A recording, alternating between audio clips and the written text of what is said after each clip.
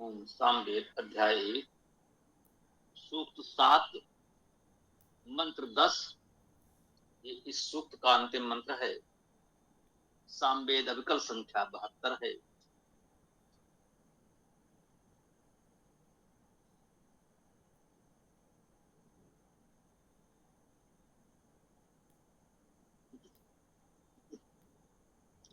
ओम अग्निम नरो दीधिति अरण्यो हस्त्यच्युतम जनयत प्रशस्तम दूरे दृशम ग्रह पतिम अथ व्युम।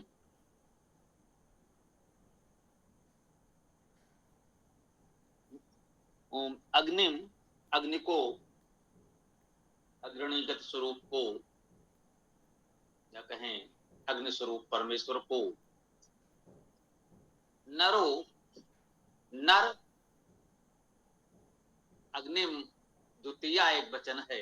अग्नि को कर्म कारक में, नरो नरः यह प्रथमा कर्ता कारक एक वचन है। नरः अर्थात नर, नर ने अग्नि को दीधितिभिः,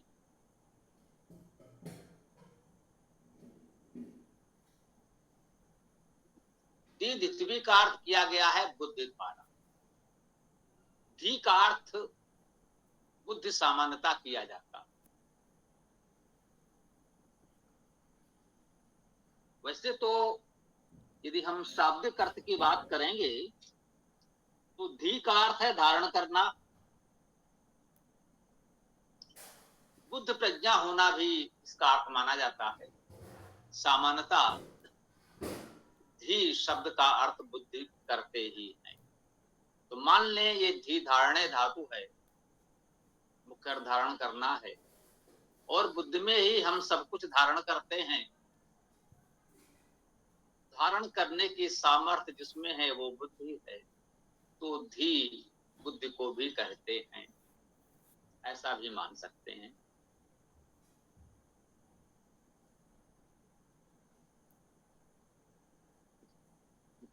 दीधिति भी, ये भी तृतीया बहुवचन में है, त्रण कारक बहुवचन में, तो कहेंगे बुद्धियों द्वारा, धारणाओं द्वारा धारण करना अर्थ है, ऐसा भी कह सकते हैं। जो कुछ हमने धारण किया है उनके द्वारा। अरण्यो हो, अरण्यों का, अरण्यों में धातु तो वही ऋगत्यर्थक धातु है। जाना, चलना, महत्व होना, शब्द करना। प्रसंग बस ध्यान आया, हम एक जानकारी दें, विशेष मंत्र से उसका कोई संबंध नहीं है। रे धातु का अर्थ गति करना है, महत्व भी है, और धातु अर्थ में तो हिंसा भी है।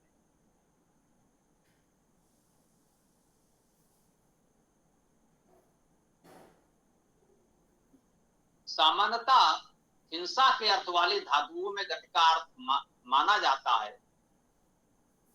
जैसे गत्यर्थक धातुओं में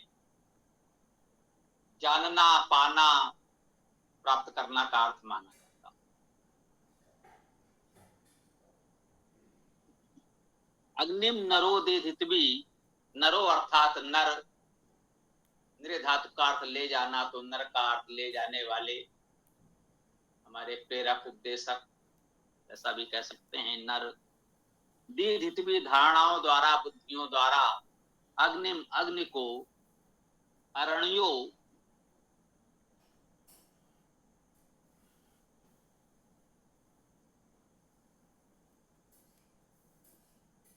अरण में वही ऋग अत्यर्थक धातु है, इसी की हम लोग चर्चा कर रहे थे। तो अरण का अर्थ गतिशील, ये षष्ठी विभक्ति एक वचन में है, गतिशील का, प्रगतिशील का।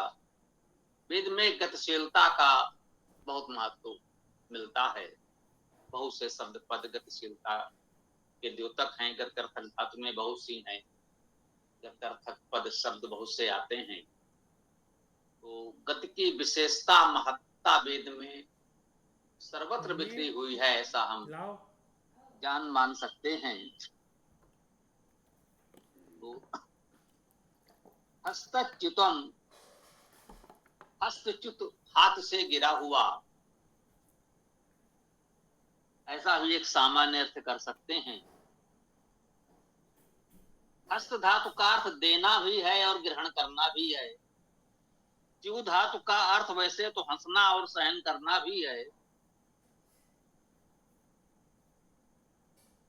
गिरने के अर्थ में ये धातु अधिक प्रचलित है, बस ऐसा ही कह सकते हैं। जब वेद मंत्रों का अर्थ करेंगे तो हम धातु के सभी अर्थों को ध्यान में रखेंगे, जो भी अर्थ यहाँ उपयुक्त हो सब ग्रहण करेंगे।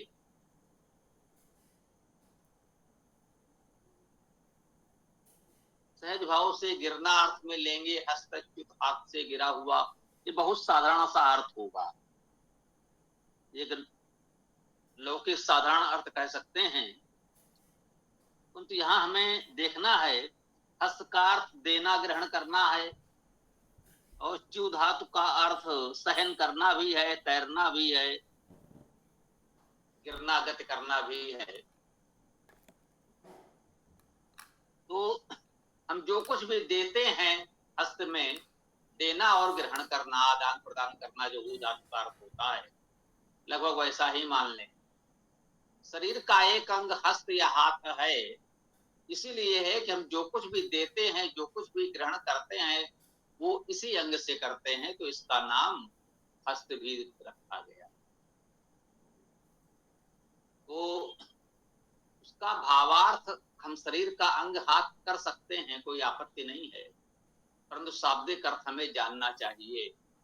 अर्थात ये शब्द शरीर के अंग के अलावा उस अर्थ को देखते हुए अन्य अर्थ भी दे सकता है। शरीर का अंग हस्त है, वो अर्थ भी ग्रहण करे, कोई आपत्ति नहीं है, वो भी ठीक है, परंतु शाब्दिक अर्थ को जानेंगे तो और व्यापक अर्थ में मिल सकेगा।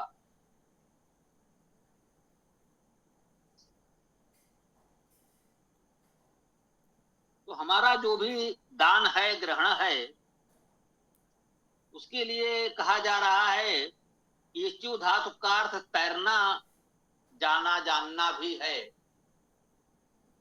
हम जो कुछ देते हैं, जो ग्रहण करते हैं, वो हमें पार कराने वाला हो, तैराने वाला हो, हमें गति देने वाला हो।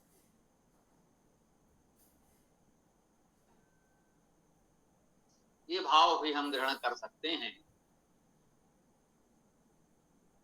गिरने का अर्थ भी ध्यान में रख सकते हैं। दान के भाव से जो कुछ भी है, हाथ से गिरा दिया, दे दिया तो दे दिया, उसको भूल जाएं, ऐसा भावार्थ भी हम ग्रहण कर सकते हैं। जनयत प्रशस्तम, जनयत जन उत्पन्न करना, जनयत उत्पन्न करता है, प्रशस्तम प्रशस्त को। प्रशस्त शब्द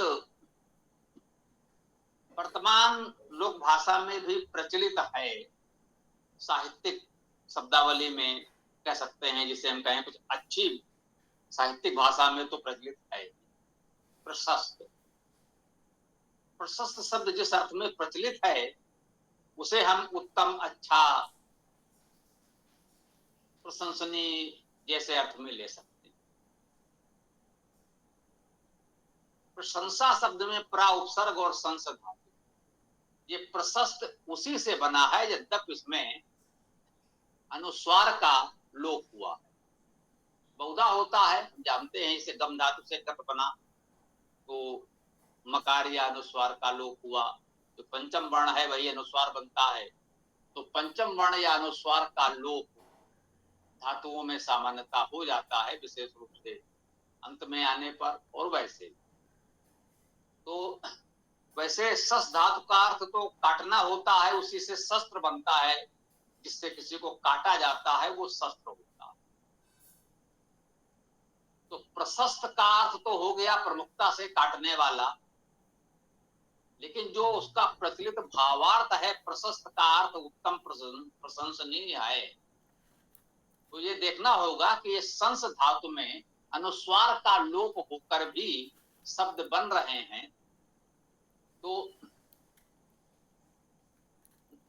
इस प्रकार से जो सर्वमान्य जैसे अर्थ हैं उनको केवल इतना रूढ़ होकर भी नहीं नकार सकते, इसको भी एक प्रकार से रूढ़ होना ही कहेंगे कि नहीं नहीं, संस धातु है तो प्रशंसा में संस होना चाहिए, संस्त होना चाहिए, अनुस्वार तो होना ही चाहिए, प्रशंसित होना चाहिए, हाँ होना चाहिए, परंतु भाषा है, गणित नहीं है।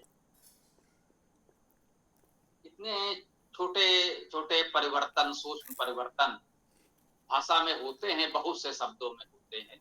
एक बात और अभी ध्यान आई, हम सभी साथियों को स्पष्ट कर दें कि कुछ लोग ऐसी बातों को लेकर कहीं कहीं जो गंभीरता से उन्होंने तो पढ़ा समझा ही नहीं, लेकिन हम में से भी जो लोग उतने गंभीर नहीं हैं, उनकी तुलना में तो आप सब गंभीर आए ही, कहीं कहीं वो आपको भ्रमित करने का प्रयास करते हैं कि ऐसा नहीं कि वेद के सारे शब्द आप बिल्कुल धातु मानेंगे, धातु के अनुसार करेंगे तो ऐसे ऐसे, इस तरह के कुछ उदाहरण वो लाते हैं। और स्वाभाविक है, इस तरह की बातें हमारे सम्मान्य ऋषियों ने भी कहीं कही होंगी, तभी तो हम लोग बता पा रहे हैं। यदि हमारे प्राचीन पूज्य ऋषियों ने ये सब व्यवस्थाएं नियम हमको न बताए होते तो आज हम ये कैसे साहस करते।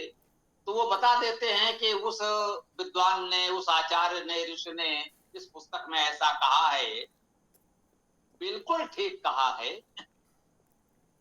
निरुक्त में मुख्य रूप से इसका ग्रंथ निरुक्त माना जाता है। निरुक्त एक विषय है, विद्या है। निरुक्त के अनेक ग्रंथ है जिसमें यास का निरुक्त बहुत प्रचलित है, प्रकाशित है, अधिकांशतः वही पढ़ा जाता है।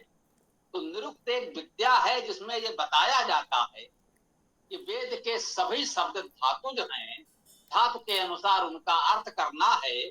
और स्वाभाविक है उसमें यह भी बताया जाएगा, जैसे यही शब्द है निरुक्त में इसकी व्याख्या मिली आपको, तो उसमें यह बताएगा कि इस प्रकार से उसका अर्थ हुआ। प्रशंसित का अर्थ है, यद्यप प्रशस्त में अनुस्वार नहीं है, ना नहीं है, संसित के बजाय वो सस्त हो है, तो इसमें भ्रम न करें, ऐसे अर्थ होते हैं। तो अधूरी बात लेकर लोग ये बताने का प्रयास करते हैं कि देखिए वहां भी कहा गया है कि सभी शब्द पूरी तरह धातुज अर्थ नहीं है। निरुक्त का सिद्धांत ही यही है कि सभी शब्द धातुज हैं, वेद के सभी शब्दों का धातुज अर्थ किया जाएगा। यद्यप ये बात ठीक है कि बहुत से शब्द ऐसे होते हैं जो आपके विवेक पर निर्भर होते हैं कि उनमें एक से अधिक धातुओं को आप देख सकते हैं। उसमें जो पद आपके समझ आता है उसमें इसे उपसर्ग हटा देंगे तो ये धातु बचेगी, और जब उसे उपसर्ग न माने तो उसके सहित दूसरी धातु बन जाएगी। तो ऐसी स्थिति में आपको अपने विवेक से देखना होता है इसको हम किस रूप में लें, किस धातु से कौन सा अर्थ हम स्वीकार करें, ये आपके विवेक पर है। लेकिन जो भी अर्थ होगा वो होगा धातु के अनुसार ही, इसमें कोई संदेह नहीं है। कहीं भी भ्रम में न पड़े। इस प्रकार से कहीं अनुस्वार के लोप का नियम आया, अब लोप करें तो संस धातु है, न करें तो सस धातु है, तो ठीक है, कोई इसमें दोनों धातु को मानकर अर्थ कर दे, इसमें कोई आपत्ति नहीं है हमको।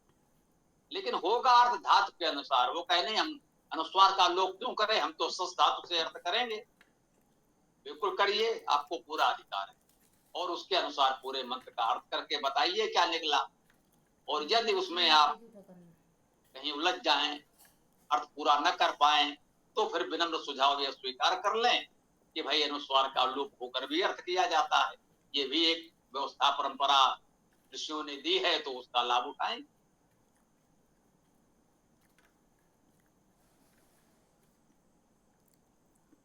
हाँ, ओम अग्निम नरोदिदिति अरण्यो हस्तच्युतम जनयत प्रशस्तम दूरे दृशम ग्रहे पतिम अथव्युम। दूरे दृशम, दूर देखने वाले, दूरदर्शी, दूरदृष्टा, इस प्रकार से शब्द हमारे समाज में अभी प्रचलित। दूरे दृशम, जो दूर देखने वाले हैं, उनको, दूरदृष्टा हैं उनको। गृहपतिम, गृहपति को, दूरे दृशम गृहपति का विशेषण है। गृहपति जो घर का, ग्रह का अधिपति है, वो गृहपति। गृहपति को कैसा होना चाहिए? तो कह रहे हैं दूरे दृशम, गृहपति को दूर दृष्टि वाला होना चाहिए। परिवार में छोटे बच्चे हैं, कहते हैं कि बच्चे तो बस वर्तमान में जीते हैं, इस समय उन्हें जो कुछ चाहिए तो चाहिए, बस समय है, कुछ देर बाद वो उनके लिए किसी उपयोग का नहीं रहा। जिस खिलौने के लिए भी वो इतना रो रहा है, जिद कर रहा है, कुछ देर बाद उसे फेंक देगा, किनारे कर देगा, उसे कुछ और चाहिए। अब उसे आप वही खिलौना ला करके दीजिए, अब उसका मन बदल गया, उसे नहीं चाहिए। बच्चा क्षणिक स्थिति में वर्तमान में जीता है। परंतु जो गृहपति है उसे दूरदर्शी होना चाहिए, उसे दूरदृष्टा होना चाहिए। वो भविष्य को देखकर, आगे आने वाले समय को देखकर अपनी योजना बनाएगा कि हमें इस घर को चलाना है और हमारे परिवार के, इस घर के किस सदस्य के लिए क्या हितकर है, तो वो ऐसी व्यवस्था बनाएगा। गृहपति को दूरदर्शी होना चाहिए। स्वाभाविक है जो शिशु हैं, बच्चे, उनसे इतने दूरदर्शी होने की अपेक्षा नहीं की जाती। तो कहा गया है दूरे दृशम गृहपतिम, और अथव्युम, अथव्युम में आ उपसर्ग और थर्व धातु लिखी है। थर्व धातु का अर्थ जाना, गति करना तो है, अस्थिर होना भी है और हिंसा करना भी। अथर्व शब्द है, अथर्व का अर्थ हम लोग करते हैं अहिंसक, अविचलित। अथर्ववेद भी है, वेद की एक संहिता अथर्व है। अथर्व का शाब्दिक अर्थ है अहिंसक, अविचलित। लोग अथर्ववेद में नाना प्रकार के तांत्रिक कृत्य, बलि आदि खोजते हैं। भाई अथर्व शब्द का अर्थ ही अहिंसक है, आप वहां भी हिंसा खोज रहे हैं तो वो आपके विवेक की बात है। वहां तो पूरे वेद का नाम ही अथर्व अर्थात अहिंसक है। यहां पर देखेंगे अथव्युम को हम ये अथर्व से क्यों जोड़ रहे हैं। अथर्व में आ उपसर्ग नहीं निषेध के अर्थ में, और थर्व धातु है जिसका अर्थ है अस्थिर होना, विचलित होना, हिंसा करना। अहिंसा का विचलित अर्थ अथर्व का हुआ। यहां क्या हुआ है, ये थव्यु आया, अथव्यु। अब इसमें कोई थू या थव धातु होती तो वो ग्रहण किया जाता, उसके अनुसार अर्थ करते। अब ऐसे कोई धातु हमको धातुकोश में मिली नहीं, तो ये कह सकते हैं, मानना पड़ा कि ये जो रा है, अस्वर हलंत रा है, जिसे रेफ भी बोलते हैं, उसका लोप हो गया। अर्थव्युम कहें या अथर्व्युम कहें, कहना चाहिए जी, अथर्व्युम होना चाहिए था, तब तो हो जाता अथर्व में थर्व धातु। रा इसमें नहीं है, रा का लोप। इसे व्याकरण में कहते हैं वर्ण लोप। धातु तो थर्व है, जब उससे ये अथव्युम पद बना तो रा वर्ण का लोप हो गया। तो ये लोप का नियम व्याकरण में है, जिसे हमने कहा वहां अनुस्वार का लोप हो। पंचम वर्ण या अनुस्वार का बहुधा लोप होता है, कहीं कहीं अन्य वर्णों का लोप होता है। सामान्यतः ये अस्वर वर्ण कुछ रेफ आदि का ही लोप होता है। तो स्वाभाविक रूप से इस तरह से कुछ वर्णों का लोप हो जाता है, तो हमें वो विवेक से जानना होता है कि यहाँ पर थर्व धातु है, जिसमें थर्व शब्द बनना चाहिए था, रा का लोप होकर अर्थव्यू हो गया है, अथव्युम कहा गया है। इसे अथर्व्युम मानकर अर्थ करें, अहिंसक, अविचलित, यही अर्थ किया जाए। हाँ, वही बात है, यदि आपने वेद का स्वाध्याय गंभीरता से नहीं किया, व्याकरण के मूल भावों को गंभीरता से नहीं समझा, बोले भाई वो तो कह रहे थे ये लोप हो गया, तो किसी भी शब्द में मनमाना आप कहते हैं इसमें इस वर्ण का लोप हो गया, इसमें ये वर्ण आ गया, ऐसा हो गया।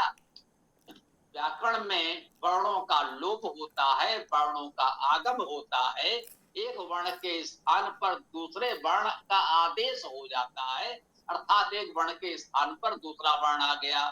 जिसे कहा रलयो अभेदा, रा और ला में अभेद है, रा के स्थान पर ला और ला के स्थान पर रा आ सकता है। तो इसमें हमें अपने विवेक का उपयोग करते हुए निर्णय करना होता है। जो लोग गंभीर अध्येता हैं, इसको मैं पुनः कहना चाहूंगा, जो वेद के गंभीर अध्येता हैं, उनका विवेक इतना विकसित हो जाएगा स्वाभाविक रूप से कि वो इसमें एक उचित निर्णय कर सकेंगे कि भाई यहां पर ऐसा हमें लोप, आगम, आदेश मानना होगा।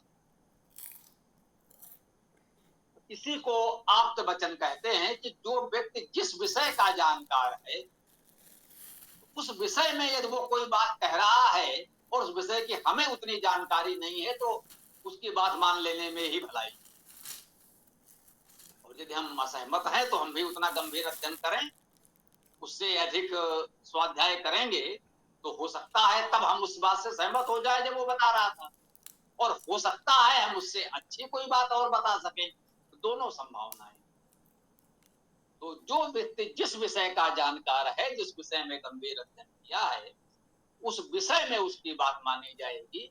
जब हमें किसी रोग की चिकित्सा करनी होगी तो हमें चिकित्सक की बात माननी होगी, क्योंकि उस विषय का वो जानकार है, वो समझ रहा है कि भाई हमारे शरीर में ये रोग दोष कैसे आया है, किस कारण से आया होगा और ये कैसे जाएगा, हमें क्या औषध लेनी है, क्या भोजन खान पान में सुधार परिवर्तन करना है, उसकी जानकारी अनुभव उसे है। उसकी बात मानेंगे तो हमें लाभ होगा, नहीं मानेंगे तो फिर हमारा रोग ठीक नहीं होगा, हम ठीक नहीं हो पाएंगे, रोग दूर नहीं होगा।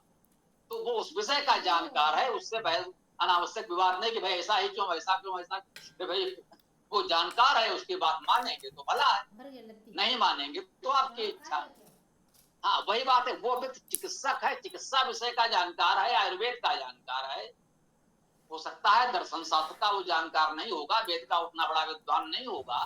तो हो सकता है जब मुझे चिकित्सा की आवश्यकता होगी तो वो जो कुछ कहेगा, भैया ये खाना है तो खाना है, नहीं खाना तो नहीं खाना, ये औषध लेनी है, ये नहीं लेनी है, तो फिर उसकी बात हमें माननी है।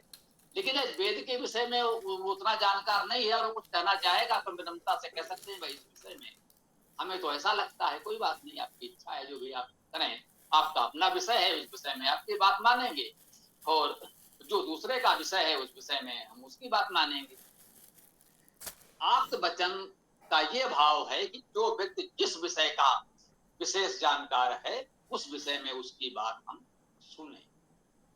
तो प्रसंग से बात आ गई कि व्याकरण को हमें कैसे गंभीरता से समझना होता है, और उसमें ये छोटे छोटे परिवर्तन होते हैं, उसके विधि विधान है, नियम है, जिन्होंने गंभीरता से गुरुकुलों में पंचपाठी व्याकरण, अष्टाध्यायी, महाभाष्य, निरुक्त आदि का गंभीर अध्ययन किया है, वो तो कह सकते हैं उनको थोड़ा सरलता से समझ में आ जाएगा। और ऐसी बात नहीं है, अन्य लोग भी थोड़ा विवेक का उपयोग करें तो समझ सकते हैं, इसीलिए हम उन सूत्रों आदि का उल्लेख नहीं करते। हम एक सहज भाव से समझने का प्रयास करते हैं इस व्याकरण को भी, जो व्याकरण की मूल भावना है। तो आइए इस मंत्र को यहाँ पर हम विराम देने का प्रयास करेंगे।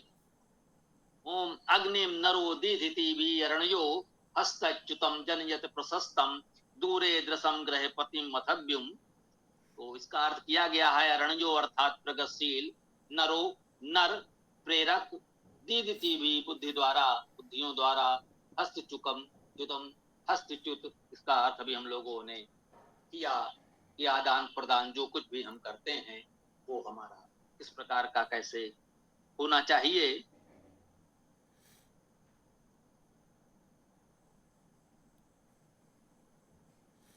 ना। तो जनियत प्रशस्तम, वो प्रशस्त प्रशंसित को उत्पन्न करता है ना। प्रगतिशील नर प्रेरक बुद्धियों द्वारा हस्तयुत प्रशस्त दूरदृष्टि युक्त अविचल अहिंसक ग्रहपति अग्नि अर्थात अग्रणी गत स्वरूप को उत्पन्न करता है। ग्रहपति को दूरदृष्टि वाला भी होना चाहिए, अविचल अहिंसक भी होना चाहिए, उसे प्रशस्त होना चाहिए, वह नर अर्थात प्रेरक होना चाहिए, और उसे बुद्धिपूर्वक सारे कार्य करने चाहिए, बुद्धि से विवेक से विचार करके कार्य करने चाहिए। और इस प्रकार से जब वो कार्य करता है तो वो अग्निम जनयत, वह अग्नि को उत्पन्न करता। इस प्रकार से जो गृहपति आचरण करेगा वो अग्नि को उत्पन्न करेगा। अब आप देखिए यहां अग्नि का अर्थ क्या, तब वो अपने परिवार के लोगों का विकास इस प्रकार से कर पाएगा, तब उस परिवार में अग्नि स्वरूप लोग उत्पन्न होंगे, उस परिवार के उत्तराधिकारी, उस परिवार के शिशु तब इस समाज के लिए अग्नि स्वरूप अग्रणीगत स्वरूप बन सकेंगे। यदि हमें चाहिए हम अपने बच्चों को अपने परिवार में अग्नि स्वरूप तेजस्वी और अग्रणी लोगों को उत्पन्न करना चाहते हैं तो हमें गृहपति के रूप में इन सब दायित्वों का निर्वाह करने का प्रयास करना चाहिए। हमारा बुद्धि विवेक कार्य आचरण इस प्रकार का होना चाहिए। इस मंत्र के इन सुंदर भावनाओं के साथ आज की हम अपनी चर्चा को विराम देते हैं। अब आप लोग अपना जो भी विचार आदि प्रस्तुत कर सकते हैं वो भी करें।